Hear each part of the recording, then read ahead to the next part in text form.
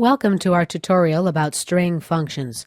The string function, as you guessed, returns a string and often works with more than one argument. For example, the chr function requires an integer argument. The chr function works with ASCII printable characters. ASCII stands for American Standard Code for Information Interchange. ASCII character coding is based on the English alphabet. It's a way of representing text in computer communication equivalents, numbers. For example, the decimal number 65 represents the uppercase letter A. The number 97 represents a lowercase a. Let's test this out to see how it works. Remember, I said decimal number 65 refers to uppercase letter A.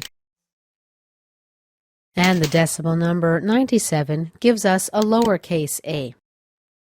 As you see, our return values are indeed appropriate. 97 gave us a lowercase a. Next, let's take a look at the lcase function.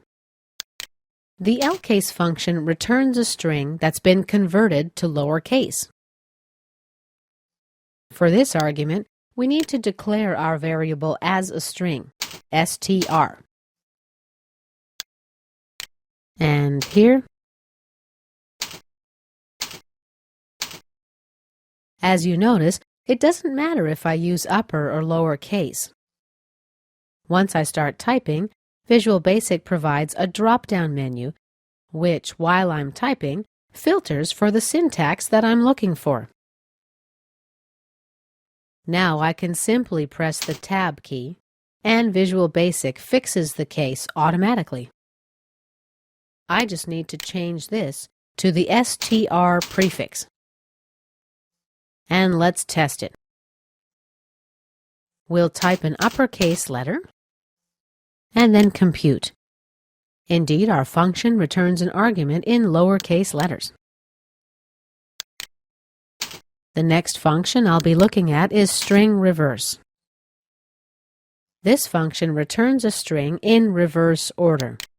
For example, let's type the word name. We have a return value of the string in reverse order, EMAN. Our last example is the ucase built-in function. This string, as we mentioned previously, returns an argument in uppercase letters. Of course, many more built-in functions exist, and these are described in detail in the Visual Basic help files. This concludes our tutorial on some built-in string functions.